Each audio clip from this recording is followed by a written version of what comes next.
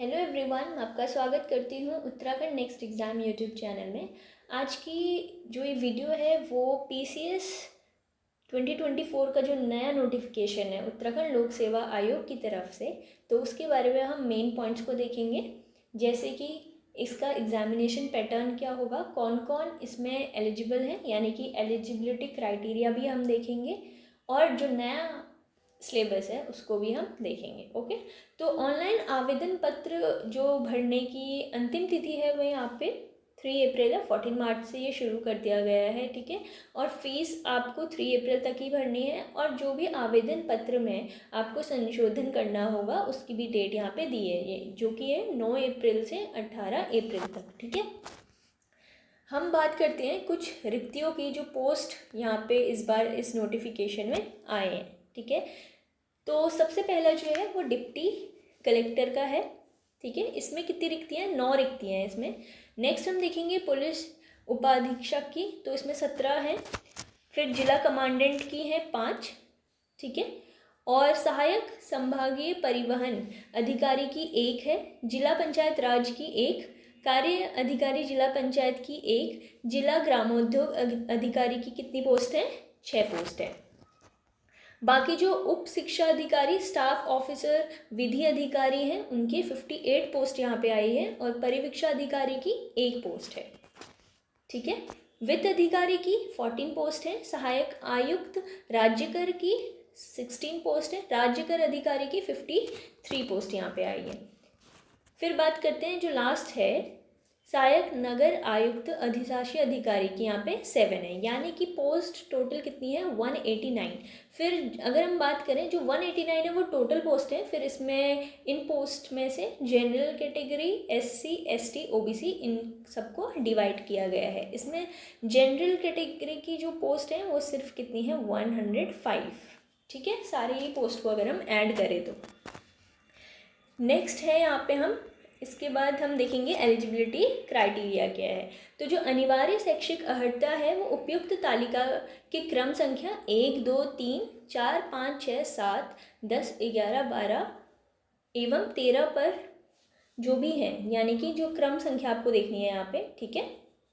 क्रम संख्या यहाँ पे दी गई है, जो 1, 2, 3 यहाँ पे दिए गए हैं, उसी के लिए इन्होंने एलिजिबिलिटी क्राइटेरिया यहाँ पे नीचे दिया गया है, ठीक है। तो जो क्रम संख्या आपके ये हैं सारे जो हैं, इसके लिए आपको क्या है, भारत में विधि द्वारा स्थापित किसी मान्यता प्राप्त विश्वविद्यालय से आपका ग्रेजुएशन होना चाहिए इन सारी ही पोस्ट के लिए, ठीक है। तो आप 1, 2, 3, 4 जो भी क्रम संख्या है, सीरियल नंबर आप ऊपर देख सकते हैं, उनके लिए ग्रेजुएशन कंपलसरी है।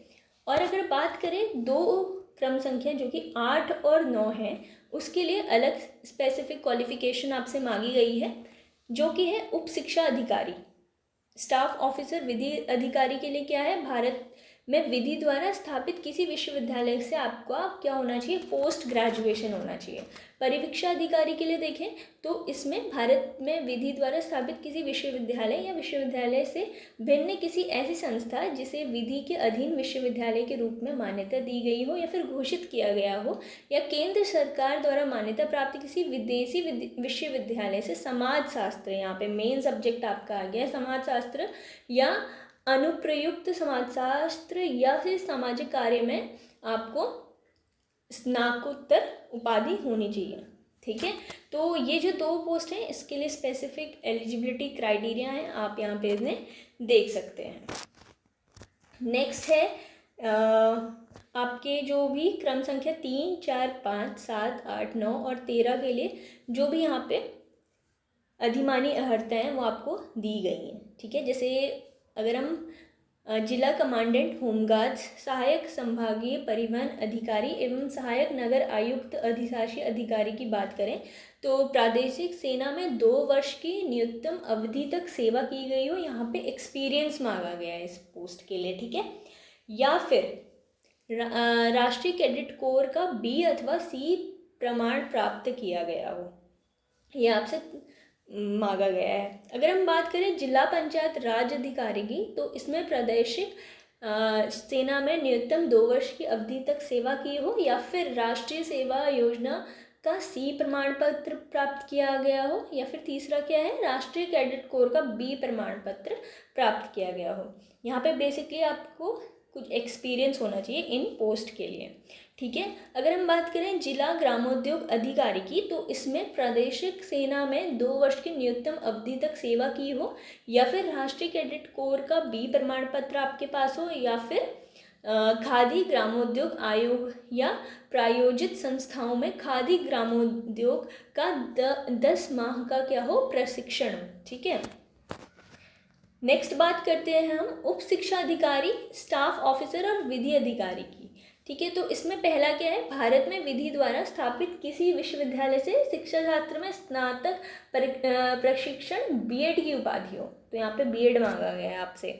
दूसरा क्या है, प्रादेशिक सेना में 2 वर्ष की न्यूनतम अवधि तक सेवा की हो, या फिर राष्ट्रीय कैडेट कोर का बी प्रमाण पत्र आपके पास हो। लास्ट जो है परिवीक्षा अधिकारी का, उसमें पहला तो है एक मान्यता प्राप्त विश्वविद्यालय की विधि स्नातक की उपाधि हो, और दूसरा सामाजिक कार्य में व्यवहारिक अनुभव यानी कि एक्सपीरियंस हो आपके पास, इसके लिए मांगा गया है, ठीक है, परिवीक्षा अधिकारी के लिए। नेक्स्ट बात कर लेते हैं हम फिजिकल एलिजिबिलिटी का, ठीक है। पुलिस उपाधीक्षक पद हेतु जो भी फिजिकल एलिजिबिलिटी क्राइटेरिया क्या है आपका, यहाँ पे मेल और फीमेल्स दोनों के लिए अलग अलग दिया गया है, ठीक है। अगर हम बात करें हाइट की, तो सामान्य वर्ग यानी कि जनरल कैटेगरी के लिए जो मेल कैंडिडेट्स हैं उनकी जो हाइट होनी चाहिए वो 167.7 सेंटीमीटर होनी चाहिए, और जो महिला अभ्यर्थी हैं उनके लिए 152 सेंटीमीटर, और बाकी जो पर्वतीय क्षेत्र के लोग हैं उनके लिए 162.6 सेंटीमीटर है, और फीमेल्स की बात करें तो 147 सेंटीमीटर मांगा गया है, ठीक है। और जो सीने का माप है वो केवल पुरुष अभ्यर्थी के लिए है, तो ये दोनों आप यहाँ पे देख सकते हैं। और एक लास्ट जो है शारीरिक वजन केवल जो महिला अभ्यर्थियों के लिए है वो है 45 kgs, ओके। और फिर बात कर देते हैं जिला कमांडेंट होमगार्ड्स पद हेतु, तो यहाँ पे फिजिकल एलिजिबिलिटी क्राइटेरिया यहाँ पे दे रखा है दोनों ही पुरुष और महिला के लिए, जो कि आप यहाँ पे देख सकते हैं। कलर ब्लाइंडनेस और जो भी अलग अलग चीज़ें हैं वो भी आप यहाँ पे देख सकते हैं, ठीक है। नेक्स्ट हम बात करते हैं आयु सीमा की, जो एज का क्या है यहाँ पे, ठीक है। तो एज यहाँ पे कितनी है, 21 to 42 यहाँ पे दी गई है, वो कैंडिडेट्स यहाँ पे अप्लाई कर सकते हैं, और जो भी डेट ऑफ बर्थ है वो आप यहाँ पे चेक कर सकते हैं, यहाँ पे दी गई है, ओके। नेक्स्ट बात करते हैं, यहाँ पे आरक्षण का भी है, ये आप पढ़ सकते हैं यहाँ पे, ठीक है।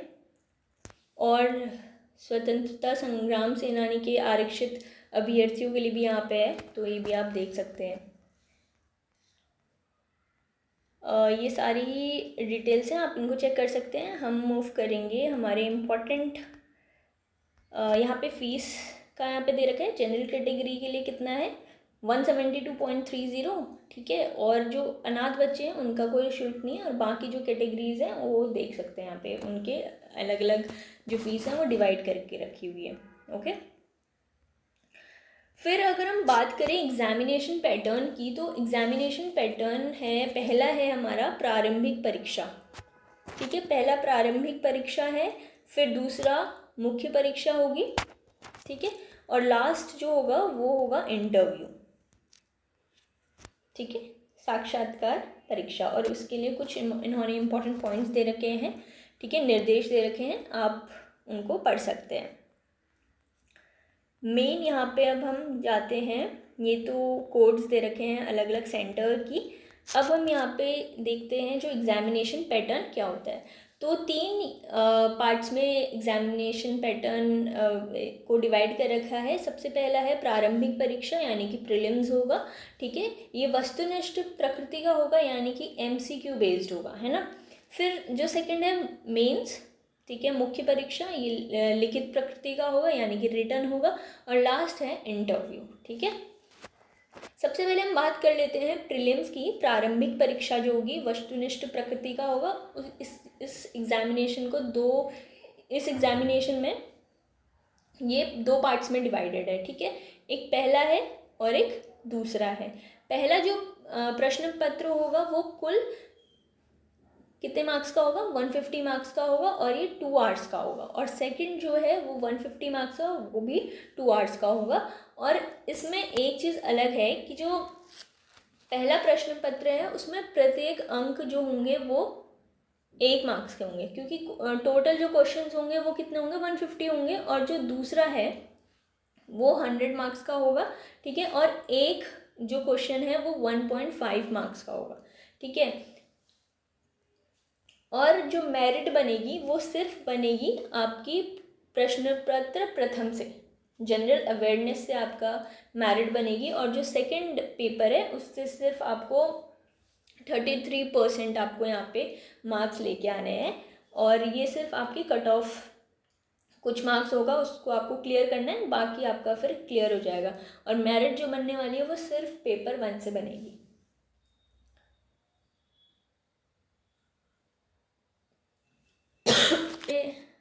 ध्यान रखनी है कि इसमें नेगेटिव मार्किंग होगी, 1/4 आपकी नेगेटिव मार्किंग होगी इसमें, ठीक है। यानी कि 0.25 मार्क्स की नेगेटिव मार्किंग होगी। अब अगर आपने प्रीलिम्स क्लियर कर लिया तो आप मेंस एग्जामिनेशन के लिए यानी कि मुख्य परीक्षा के लिए एलिजिबल हो जाते हैं।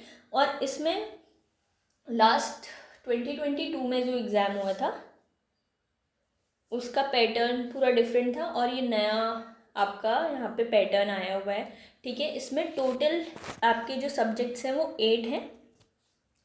सबसे पहला सामान्य हिंदी है, उसमें आपके कितने मार्क्स का होगा, 150 मार्क्स का होगा, है ना।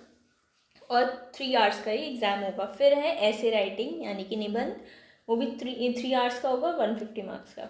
फिर सामान्य अध्ययन 1, सामान्य अध्ययन 2, सामान्य अध्ययन 3, सामान्य अध्ययन 4, सामान्य अध्ययन 5, 6, ये सारे आपके एग्ज़ाम है। और टोटल जो मार्क्स है वो 150 मार्क्स का यहाँ पे होगा।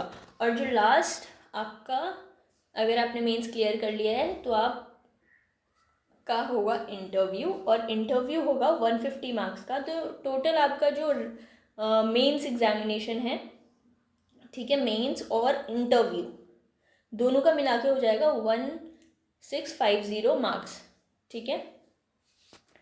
ये टोटल आपका हो जाएगा 1500 प्लस 150, ठीक है, 1650 मार्क्स का आपका एग्ज़ाम हो जाएगा टोटल मेंस और इंटरव्यू को ऐड करके। अब हम बात कर लेते हैं जो प्रीलिम्स का सिलेबस क्या रहेगा, क्योंकि 2 एग्ज़ाम है वहाँ पे। प्रीलिम्स में भी 2 क्वेश्चन पेपर होंगे, है ना। तो जो प्रथम प्रश्न पत्र है वो होगा सामान्य अध्ययन का, ठीक है। टोटल जो उसमें प्रश्न यानी कि जो टोटल क्वेश्चंस होंगे वो 150 होंगे और मार्क्स भी 150 होंगे, क्योंकि एक क्वेश्चन का होगा 1 मार्क्स, ठीक है। और जो टाइम होगा वो 2 आवर्स का होगा। यहाँ पे आपको सिलेबस दिया गया है, आप उसे देख सकते हैं, ठीक है। यूनिट 1 में भारत का इतिहास, संस्कृति एवं राष्ट्रीय आंदोलन, इन सब के अंडर जो भी आपको टॉपिक्स हैं वो कवर करने पड़ेंगे, ठीक है। यूनिट 2 में है भारत एवं विश्व का भूगोल, ज्योग्राफी आपको देखनी पड़ेगी, ठीक है। फिर यूनिट 3 है भारतीय राज्य व्यवस्था, पॉलिटी का से रिलेटेड है सारा, इंटरनेशनल रिलेशंस भी आपको देखने पड़ेंगे, ठीक है। फिर है भारत का संविधान, ये सब आपको कवर करना पड़ेगा। भारतीय राजनीति, ठीक है, पंचायती राज, ये सारे लोक नीति, अधिकारों से संबंधित मुद्दे, ठीक है। और मेन है उत्तराखंड की राज्य व्यवस्था, ये भी आपको कवर करना पड़ेगा। यूनिट 4 की बात करें तो उसमें आर्थिक एवं सामाजिक विकास से रिलेटेड आपके पास क्वेश्चंस आएंगे, ओके। उसमें भी आपको उत्तराखंड कवर करना पड़ेगा, क्योंकि उत्तराखंड का एग्जाम है तो आपको उत्तराखंड के सारे ही जो टॉपिक्स हैं वो कवर करने पड़ेंगे। फिर यूनिट 5 की बात करें तो सामान्य विज्ञान एवं प्रौद्योगिकी से यहाँ पे क्वेश्चन आपसे पूछे जाएंगे। नेक्स्ट मूव करते हैं हम यूनिट 6 की ओर। तो यूनिट 6 में राज्य, राष्ट्रीय और अंतर्राष्ट्रीय महत्व की जो भी समसामयिक घटनाएं हैं, करंट अफेयर्स हैं, वो आपको देखने पड़ेंगे। ठीक है। अगर हम बात करें जो दूसरा एग्ज़ाम होगा, जो आपको सिर्फ 33% मार्क्स इसमें लेके आने हैं, है ना। तो ये जो होगा 100 क्वेश्चंस होंगे सारे, और मार्क्स कितने मार्क्स का होगा, 150 मार्क्स का पूरा क्वेश्चन पेपर होगा, और इसकी अवधि भी 2 घंटे की होगी। ओके। इसमें 2 पार्ट्स में डिवाइड किया गया है, 80 और 30 मार्क्स में से डिवाइड किया गया है। इसमें आएगा आपका अभिक्षमता परीक्षा होगी, तो इसमें वचन, कथन, ये सब से रिलेटेड क्वेश्चंस आएंगे। और जो 30 मार्क्स का अलग है, यूनिट 2 है, उसमें इंग्लिश और हिंदी से रिलेटेड आपके क्वेश्चंस होंगे। ओके। तो उसका सिलेबस यहाँ पे दे रखा है, तो आप इसको देख सकते हैं। फिर बात करते हैं, अगर आपने प्रीलिम्स क्लियर कर लिया तो आपका मेंस एग्जामिनेशन होगा। तो जो सबसे पहला एग्ज़ाम है आपका वो होगा सामान्य हिंदी का, 3 आवर्स का एग्ज़ाम होगा, और टोटल मार्क्स कितने मार्क्स का होगा, 150 मार्क्स का होगा। ठीक है। पहले जो एग्ज़ाम होता था उसमें हिंदी और ऐसे राइटिंग, वो दोनों ही कंबाइंड एग्जामिनेशन होता था, पर इस बार इन्होंने सब्जेक्ट्स पूरे अलग कर दिए हैं। तो सामान्य हिंदी ये डिफरेंट है पूरा, और जो दूसरा है वो निबंध है आपका एग्ज़ाम, ये पूरा अलग होगा। इसके लिए भी 3 घंटे आपको मिलेंगे, और 150 मार्क्स का ये एग्ज़ाम होगा। इसके बाद जो सामान्य अध्ययन 1 है, भारतीय विरासत और संस्कृति, विश्व का इतिहास एवं भूगोल और समाज, यह आपका 3 घंटे का होगा, और इसके जो टोटल मार्क्स हैं वो 200 है। ऊपर जब हमने सामान्य हिंदी और निबंध की बात करी थी तो 150 मार्क्स के थे, और जो सामान्य अध्ययन 1 है वो 200 मार्क्स का है। अब सारे ही जो आपके सब्जेक्ट्स हैं वो 200 मार्क्स के होगा। ठीक है। सामान्य अध्ययन 2, शासन व्यवस्था, संविधान, शासन प्रणाली, सामाजिक न्याय तथा अंतर्राष्ट्रीय संबंध, ये 200 मार्क्स का है और 3 घंटे का है। ठीक है। नेक्स्ट है सामान्य अध्ययन 3, ये भी आपका 200 मार्क्स का और 3 आवर्स का ये एग्जामिनेशन होगा। फिर बात करते हैं सामान्य अध्ययन 4, नीतिशास्त्र, सत्यनिष्ठा और अभिरुचि का ये एग्ज़ाम है। इसमें भी आपका 3 आवर्स का पेपर होगा और 200 मार्क्स का ये एग्ज़ाम होगा। फिर 5th और 6th ये भी सेम आपका। ठीक है। और ये आपका यहाँ पे मैंने आपको पैटर्न भी बता दिया और सिलेबस भी आपको बता दिया है। अगर फिर उसके बाद आपका मेंस एग्जामिनेशन क्लियर हो जाता है तो आप इंटरव्यू के लिए एलिजिबल हो जाते हैं, और इंटरव्यू का कितने मार्क्स का होता है, टोटल 150 मार्क्स का होता है। Okay, this was all. Thank you and have a good day.